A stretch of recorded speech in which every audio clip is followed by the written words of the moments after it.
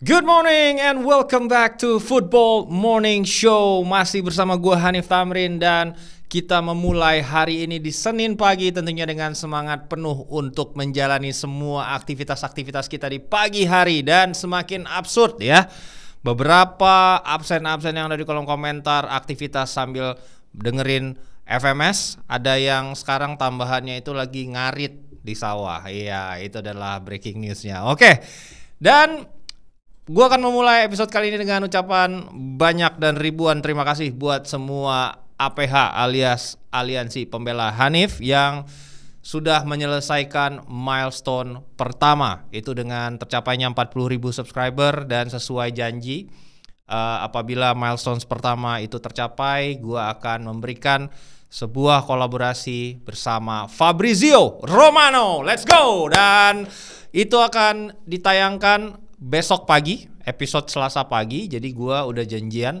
untuk interview dan juga bikin satu sesi spesial bersama Fabrizio Romano malam hari ini. Jadi selesai ini gue taping subuh jam 5 pagi. Gue akan langsung nanti taping lagi jam 8 malam ya, untuk bisa ditayangkan di Selasa pagi jam 7. Karena kan nanti ada kebutuhan subtitle dan lain sebagainya. Jadi sesuai janji gue, kita akan lakukan itu gitu kan, untuk semua APH yang sudah mensupport. Dan milestones kedua, milestones berikutnya itu adalah 75.000 subscriber untuk gua melakukan subathon selama kurang lebih 17 hari di UK ya, untuk FMS special, dan juga akan ada rencana pembuatan dokumenter di tim-tim kesayangan kalian. Nah itu dia, sama IRL juga tentunya di pertandingan besar ya. Dan let's go, kita akan memulai beberapa recap dulu ya. Apa aja sih topik-topik yang akan kita bahas hari ini. Wah, dari sisi weekend kemarin karena gue sempet libur satu episode, itu ada banyak sekali transfer yang terjadi. Antara lain pastinya ada isu Donnarumma nanti akan pindah ke salah satu tim di Inggris. Kemudian juga ada tentang Luis Diaz yang akhirnya resmi penawarannya diterima oleh Liverpool untuk pindah ke Bayern. Kemudian nanti ada Eze yang juga akan diakselerasi oleh Arsenal. Kemudian konfirmasi kepindahan Joao Felix dan beberapa request terkait in-depth aktivitas transfer Atletico Madrid. Nah, untuk menampung itu juga aspirasi dari tim-tim yang bukan hanya tim-tim populer, tapi tentunya tim-tim yang juga menerapkan dark arts alias timnya Diego Simeone. Nah langsung aja kita akan masuk ke topik yang pertama. Paris Saint-Germain akhirnya resmi ini mempertimbangkan untuk mendatangkan kiper baru. Itu adalah Chevalier dari Lille. Ini adalah pemain berusia kurang lebih 22-23 tahun yang memang tampil cukup bagus bersama Lille beberapa musim terakhir, dan rencananya akan diakselerasi mendatangkan dia untuk menjadi suksesor dari Gianluigi Donnarumma. Karena memang negosiasi tentang perpanjangan kontrak Donnarumma ini masih alot ya. Dan kita semua tahu bahwasannya Donnarumma ini memiliki gaji yang sangat besar. Kurang lebih sekitar 12,7 juta euro ya per musim untuk seorang goalkeeper. Jadi dari perspektif PSG ini untuk bisa mengextend kontrak Donnarumma di angka segitu adalah sebuah keputusan yang dinilai terlalu agresif atau terlalu berani, karena memang mungkin bracket gaji yang sekarang dinikmati oleh Donnarumma itu adalah bracket gaji yang idealnya diberikan kepada posisi midfielder bintang atau mungkin seorang striker.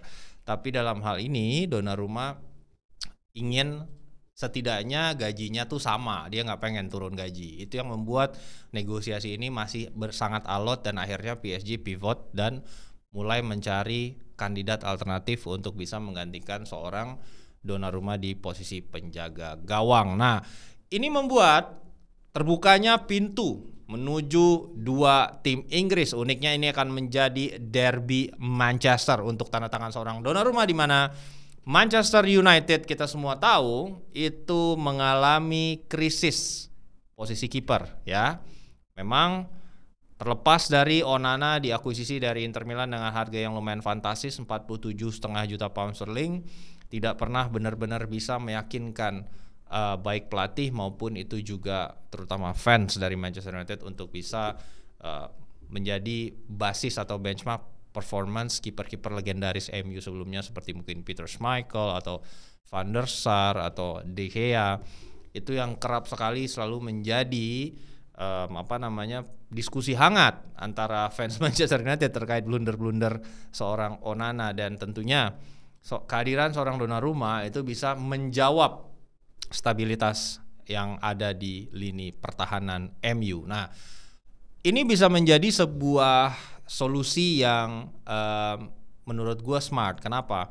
Karena MU bisa saja menunggu untuk mendatangkan Donnarumma dengan status free transfer musim depan ketika memang kesepakatan dengan PSG tidak tercapai. Tetapi ini pekerjaan harus dimulai dari sekarang. Jadi pendekatan, negosiasi itu udah harus dilakukan sekarang agar itu bisa smooth, Donnarumma bisa pindah dengan free transfer musim depan. Nah, berbeda halnya dengan Manchester City yang baru saja kemarin mendatangkan seorang James Trafford kembali. Dia adalah jebolan akademi dengan mahar 27 juta pound.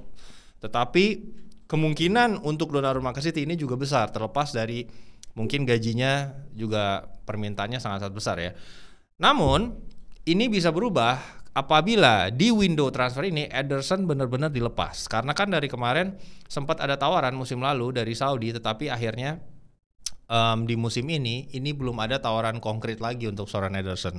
Ini bisa berubah apabila tiba-tiba Ederson benar-benar dilepas. Ada kemungkinan akhirnya City melakukan upaya untuk mengambil opportunity in the market, menawarkan mahar transfer yang mungkin dalam range ya 20 juta pound atau 25 juta pound, karena sisa kontrak Donnarumma yang sisa 1 tahun lagi merupakan angka yang bisa diterima oleh PSG dalam hal accounting amortisasi untuk menghindari capital loss, dan akhirnya menegosiasikan kesepakatan gaji. Jadi ini akan terjadi derby Manchester untuk tanda tangan seorang Donnarumma. Menarik untuk kita lihat perkembangannya. Dalam gambaran gua, Donnarumma kemungkinan pindah ke MU bisa, tapi lebih gede kansnya untuk free transfer menurut gua, karena itu lebih make sense. Karena sekarang kebutuhan MU itu lebih kepada striker dan di posisi lain yang lebih urgent ketimbang seorang kiper menurut gua.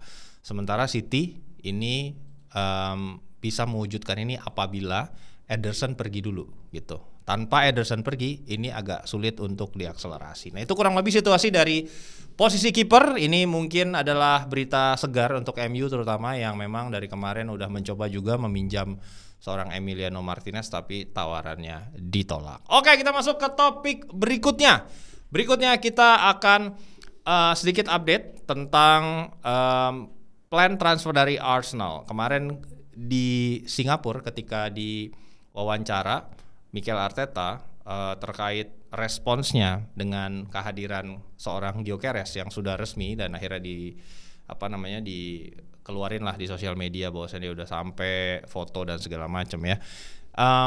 Mereka belum selesai dan berikutnya posisi yang akan diakselerasi itu adalah attacking midfielder yang juga bisa tampil di sayap, dan Arsenal sedang mengupayakan untuk mempercepat mendatangkan seorang Eze. Nah, ini Eze sekarang sedang diseriusin pendekatannya kepada Crystal Palace, dan Arsenal sudah melakukan kontak klub to klub dengan mahar sekitar 60 juta pound yang proposalnya itu dicicil selama 3 kali. Jadi 60 juta pound dicicil 3 kali ya. Ini sedikit lebih rendah ketimbang release clause yang dimiliki oleh Eze sebesar 67 juta pound sterling. Nah, kita akan lihat perkembangan negosiasi ini selama 7 hari ke depan. Kenapa? Karena ada gap antara supply dan demand, di mana penawaran Arsenal itu lebih rendah 7 juta pound ketimbang klausa penebusan kontraknya Eze. Itu pun dengan proposal 3 kali cicil. Biasanya kalau proposalnya itu dicicil, itu penawarannya harus di atas release clause-nya, baru biasanya diterima karena kan ada rugi nih dari sisi klub pemilik. Udah mah dicicil, harganya juga nggak setinggi angka yang seharusnya ditebus oleh klub peminat. Nah, ini makanya dilihat seperti apa skill seorang Andrea Berta dalam bisa menjembatani transfer yang diprioritaskan tentunya untuk Arsenal mengisi posisi penyerang sayap kiri yang memang saat ini sudah ada Leandro Trossard, sudah ada juga Gabriel Martinelli, dan konfirmasi bahwasannya Arsenal menargetkan seorang Eze itu juga secara langsung menjawab di mana posisi Madueke nanti akan bermain. Dengan adanya Eze, adanya Madueke, adanya Saka, ya berarti memang kebutuhan Madueke lebih kepada pelapis Bukayo Saka atau gantian atau bisa main bareng, cuman lebih kepada proporsinya tuh di sisi kanan. Sementara konfirmasi Eze ini membuat ya udah berarti sisi kiri juga akan menjadi posisi yang diprioritaskan untuk diimprove. Dan Mikel Arteta pun bilang bahwasanya dia demand atau tuntutan yang dia inginkan kepada manajemen Arsenal pada musim ini itu adalah memiliki 2 pemain dengan kualitas yang sama di setiap posisi. Bahkan ada di beberapa posisi itu dia punya 3, kayak bek kiri lah Calafiori, Lewis Kelly, ada juga Zinchenko gitu kan. Dan mungkin juga dengan kehadiran Eze ini ya ada 3 juga nih di sisi kiri. Ada Gabriel Martinelli, ada Trossard, dan juga ada seorang Eze gitu. Nah kita lihat seperti apa nanti skills dari Berta bisa menutup operasi ini. Dan semoga membawa tentunya berita yang menyenangkan dan juga membahagiakan kembali bagi fans Arsenal. Sehingga ya mungkin kita lihat lagi di sosial media ada orang kemarin kan lari-lari sambil begini gitu kan ya. Tipikal fans Arsenal lah yang membuat kita semua tentunya ingin menggelitik berkomentar di sosial media. Oke, itu dia dari Eze.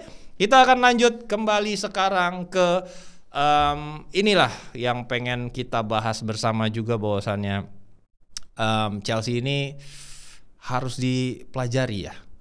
Kenapa dia jago banget dalam melakukan operasi-operasi yang sepertinya di atas kertas itu impossible atau tidak mungkin, tapi sama Chelsea jadi mungkin ya.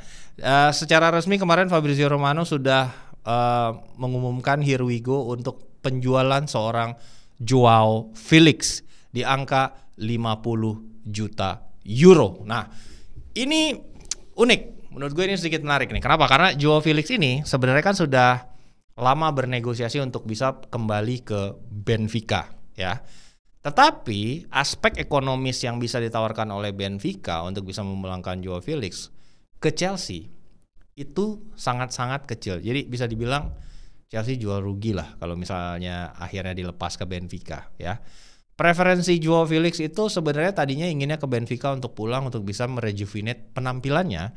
Karena kita semua tahu di tahun depan itu ada gelaran Piala Dunia dan dia ingin mengamankan satu tempat tentunya di timnas Portugal. Jadi kubu campnya Felix ini merasa kalau dia kembali ke Benfica tampil cukup konsisten dan tampil cukup bersinar, satu tempat di timnas Portugal untuk Piala Dunia itu bisa diamankan.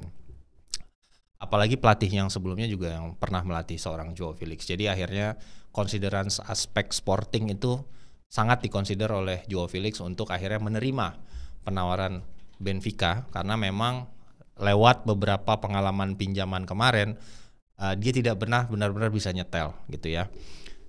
Dan tetapi sekitar hari Minggu malam itu Al Nassr tiba-tiba masuk enter for the race gitu ya, dan enter strong. Langsung memberikan penawaran yang sangat-sangat kuat dan sulit untuk ditolak.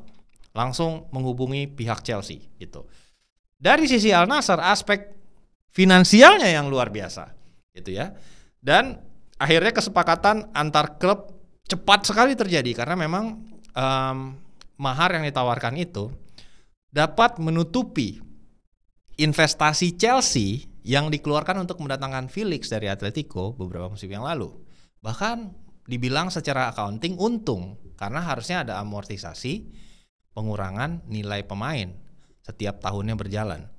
Tetapi mahar 50 juta euro ini bisa diklasifikasikan untung untuk sisi accounting Chelsea bahkan gitu. Jadi ini kenapa gue bilang Chelsea harus dipelajari bagaimana mungkin dia bisa melakukan sebuah operasi yang digadang-gadang mustahil tapi bisa di pull off oleh Chelsea. Kalau kita tarik beberapa musim yang lalu, Chelsea juga pernah melakukan hal serupa, menjual pemain yang dalam kondisi tidak baik lah untuk secara teori kayaknya nggak mungkin nih dijual mahal karena kondisinya banyak banget yang tidak menguntungkan Chelsea, tapi bisa dijual dengan mahal oleh Chelsea. Contoh Diego Costa, ketika dia berantem sama Conte, itu semua media Inggris sudah mempublish isi WhatsApp Antonio Conte ke Diego Costa, bahwasannya dia bilang saya tidak membutuhkan kamu lagi di musim depan gitu. Akhirnya Costa ngambek, dia ke Brazil kalau nggak salah, terus akhirnya sempat nggak mau latihan, nggak mau balik ke Chelsea, tapi tetap bisa dijual dengan harga fantastis ke Atletico Madrid. Itu nomor satu, presiden nomor satu. Presiden nomor dua, itu bagaimana Chelsea bisa menjual Alvaro Morata yang benar-benar itu flop di Inggris, tapi tetap bisa dijual mahal juga gitu. Dan ini menurut gua mind blowing, dan ini masuk di kategori yang sama menurut gua penjualan seorang Joao Felix, karena didatangkan dengan mahar kurang lebih 40 juta pound sterling lebih, deket-deket ke 50 lah. Penampilannya tidak baik di Chelsea, tidak pernah benar-benar bisa cement his place in the first team, dipinjamkan ke AC Milan dan tetap bisa dijual mahal. Kita bandingin kalau sama Manchester United misalnya ya, kayak Garnacho udah pakai baju Aston Villa, atau Sancho udah ngeluarin statement di sosial media, itu nilai yang bisa disecure dari penjualan itu sangat-sangat kecil. Tapi somehow Chelsea dengan situasi serupa, tapi masih bisa menjual pemain dengan harga yang layak bahkan untung. Jadi ini mungkin menurut gua sebuah skill manajemen dan negosiasi yang harus dipelajari dari kubu Chelsea. Apapun rezimnya, they can pull it off. Jadi menurut gua it's an outstanding operations yang di-secure dan di-execute oleh pihak Chelsea, dan akhirnya bisa mengirim Joao Felix ke Al Nassr gitu ya. Berarti yang dilakukan itu sebenarnya lebih fokus kepada campnya si Felix nih.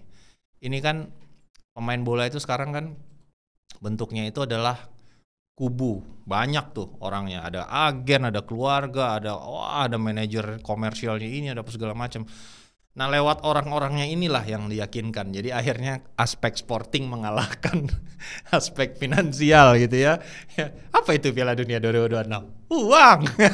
Jadi ini yang akhirnya di double down mungkin oleh menurut gue ya, di POV gue, di pihak Chelsea untuk akhirnya bisa meyakinkan Joao Felix menerima pinangan dari Al Nassr. Dan sekaligus konfirmasi penjualan dari seorang Joao Felix itu akan membuka percepatan transfer dari Xavi Simons. Karena kita semua tahu kesepakatan personal antara Xavi Simons dengan Chelsea ini hampir tercapai.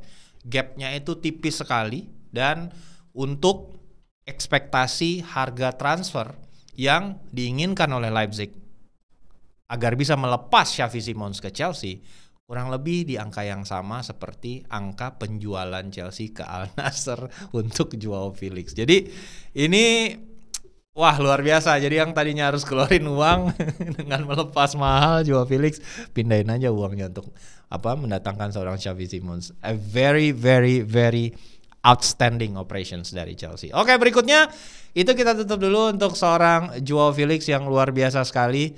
Akhirnya menemukan pelabuhan terbarunya di Saudi Arabia.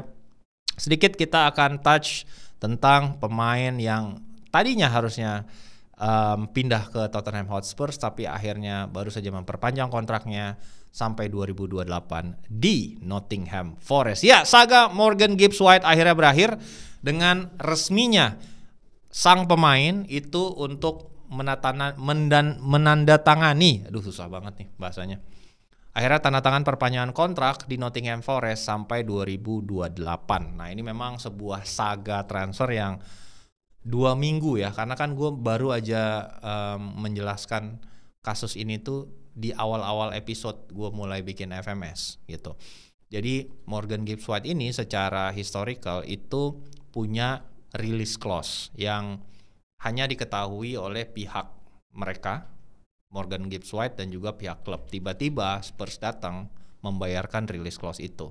Ini akhirnya membuat grupnya Nottingham Forest, yaitu grupnya Marinakis, bereaksi, dan ketika medical check sudah dibook ya untuk bisa memfinalisasi kepindahan Morgan Gibbs White.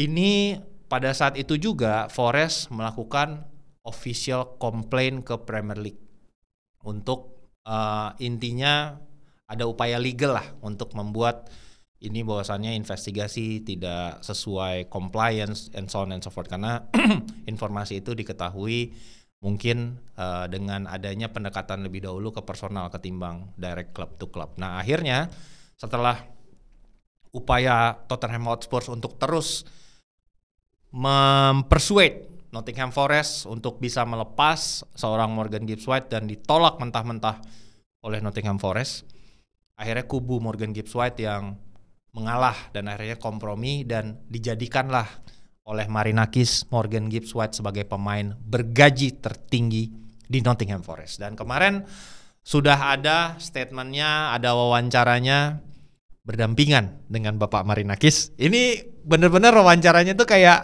apa ya? Kayak menteri lagi di sebelah presiden gitu. Ini sangat-sangat lucu teman-teman. Jadi seolah kayak Morgan Gibbs White ini tuh tertekan ya, ketawa karir lah mungkin ya. Jadi akhirnya diinfokan bahwasannya semua wawancara yang dilakukan oleh Morgan Gibbs White terkait announcement perpanjangan kontraknya itu betul-betul banyak sekali meng-highlight peran dari seorang Marinakis. Dia bilang bahwasannya Marinakis adalah fondasi dari tim ini, yang membawa tim ini jauh melangkah ke depan, memiliki ambisi baru, dan untuk pertama kali akhirnya berkompetisi di kejuaraan Eropa kembali setelah absen selama bertahun-tahun. Dan dia bilang dia ingin menjadi bagian dari itu. Nah, kalian percaya? Percaya dong. Iya, percaya banget gua Morgan Gibbs White lu ingin. Ya. Tapi anyway apapun itu, ini menjadi penutup dari saga transfer seorang Morgan Gibbs White yang memang sangat diinginkan oleh Thomas Frank untuk membentuk skuad baru di Spurs dan gaya bermain baru di Spurs, tapi akhirnya pertandingan kekuasaan itu dimenangkan oleh grupnya Marinakis dengan membuat Morgan Gibbs White akhirnya bersedia untuk bertahan sampai seenggaknya 2028. Dan ini mungkin juga nanti bisa direvisit setelah 1-2 tahun ke depan apabila memang dia juga tampil konsisten. Ini untuk melindungi juga investasi dari Nottingham Forest. Mungkin apabila dia pindah itu untuk harga transfer yang jauh lebih besar ketimbang harga release clause-nya kemarin yang ditebus oleh Tottenham Hotspur. Nah, berikutnya kita akan masuk lagi ke topik yang juga tidak kalah hangat, itu tentunya adalah pencarian striker dari Manchester United. Ya, dan kita semua tahu situasi sekarang sedang menuju kepada Benjamin Sesko. Ya, Sesko ini sedang dipertimbangkan secara serius oleh Newcastle United sebelum melepas Alexander Isak. Mereka ingin mendatangkan Sesko dulu. Jadi mereka ingin secure dulu replacementnya sebelum Isak benar-benar bisa dilepas ke siapapun nanti klub yang menawar. Nah, tetapi uniknya dari kasus Benjamin Sesko itu ada gentleman agreement antara pihak Sesko dan Leipzig ketika mereka resmi memperpanjang kontrak beberapa musim yang lalu. Ya, jadi gentleman's agreement itu berupa ada klub-klub tertentu yang diinginkan oleh Sesko untuk menjadi pelabuhan berikutnya. Apabila klub-klub tertentu itu datang dan menawar Sesko, mereka bisa mendapatkan harga yang lebih fleksibel. Intinya gitulah ya. Ya mungkin nama-nama dari klub-klub ini siapa aja itu tidak secara spesifik dirinci dirilis, tetapi intinya Manchester United adalah salah satu dari klub-klub yang diprioritaskan oleh kubu Benjamin Sesko. Apabila MU kembali datang dan menawar Sesko, itu bisa ditebus dengan harga 75 juta euro plus 5 juta euro add-on. Berarti sekitar 80 juta euro. Nah, kalau yang nawar bukan klub-klub preferensinya Sesko yang masuk dari bagian gentleman's agreement antara Sesko dan Leipzig boleh jual berapa aja. Jadi bukan hanya 80 juta euro, pasti lebih mahal gitu. Nah, oleh karena kesepakatan gentleman's agreement ini, lagi-lagi Newcastle United berada dalam posisi yang tidak diuntungkan, my friend. Ya, kalian bayangin, ketika dua-duanya bersaing nih untuk tanda tangan Benjamin Sesko, MU datang hanya dengan 80 juta euro, Leipzig udah harus lepas karena udah ada gentleman's agreement. Sementara ketika Newcastle nggak hanya dia harus nawar gajinya mahal, tapi transfernya juga mahal gitu. Nah itu membuat lagi-lagi kemarin di beberapa episode sebelumnya udah gue bahas juga kenapa Newcastle berada dalam situasi yang sangat tidak diuntungkan. Setiap pemain yang ditargetkan oleh Newcastle selama jendela transfer ini semuanya mereka kalah bersaing. Mulai dari Mbeumo, Ekitike, dan beberapa pemain lain, Newcastle United sangat-sangat berada di posisi yang tidak diuntungkan gitu. Sekarang kita lihat seperti apa developmentnya, apakah MU akan berupaya keras untuk mewujudkan transfer ini. Kenapa? Karena ini sedang berada dalam diskusi internal di kubu Manchester United. Ada beberapa faktor dulu yang harus dipastikan sebelum akhirnya MU mungkin melakukan official bid. Tapi dalam 5 hari ke depan kalian akan melihat ini progres yang dinamikanya akan sangat-sangat tinggi. Karena Ineos sedang mencoba menganalisa apakah striker yang akan difokuskan, apakah itu adalah striker yang punya pengalaman atau yang klasifikasinya pemain yang punya potensi besar seperti Sesko. Karena kan dari portfolio department attackingnya Manchester United itu juga sudah ada yang masuk klasifikasi seperti ini gitu, Sesko ini.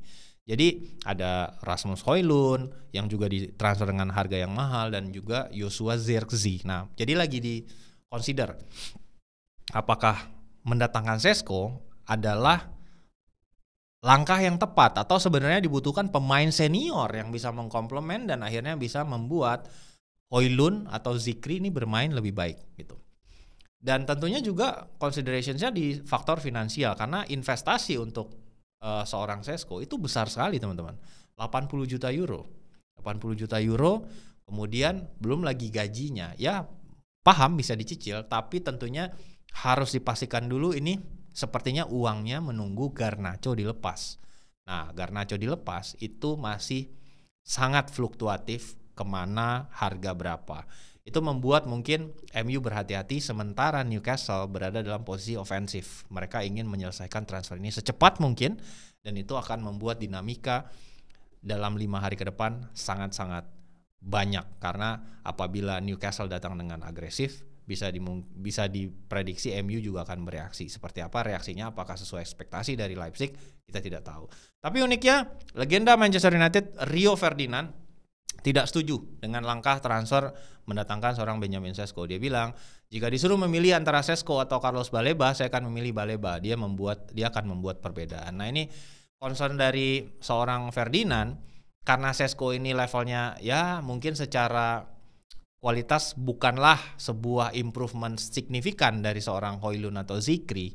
Jadi dia merasa kayak, udah beli aja nomor 6 gitu. Nomor 6 kayak lebih penting. Makanya Baleba yang merupakan pemain Brighton dirasa lebih bisa diakuisisi untuk mendatangkan stabilitas karena mungkin kita tahu Casemiro udah sedikit menurun beberapa musim terakhir walaupun dia datang ke pramusim dengan fisik yang lebih in shape dan Kobbie Mainoo yang tadinya diprediksi untuk mengisi posisi itu lebih kepada box to box beberapa musim terakhir jadi bukanlah sebagai seorang regista gitu. Jadi ini adalah suggestions yang diberikan oleh Rio Ferdinand. Apakah kalian setuju? Bisa bergabung di kolom komentar.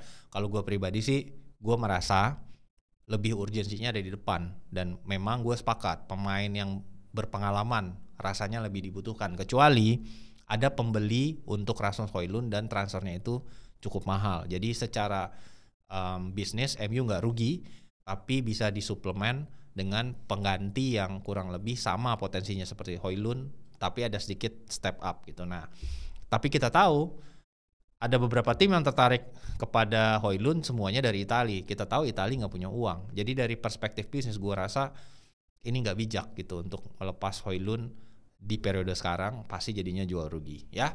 Itu dia dari Manchester United dan sekarang kita touch sedikit Luis Diaz ya.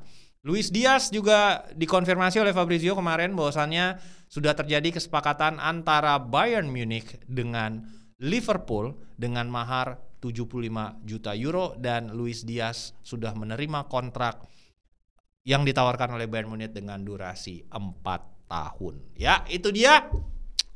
Dan ini sekaligus membuka saga kedua untuk Liverpool bisa bermanuver dan akhirnya memberikan penawaran yang sangat kuat untuk transfer Alexander Isak, my friend. Ya, ini akan membuka dinamika yang luar biasa dan bahkan gue memprediksi ada kemungkinan Liverpool bisa mendatangkan Isak dan satu pemain sayap.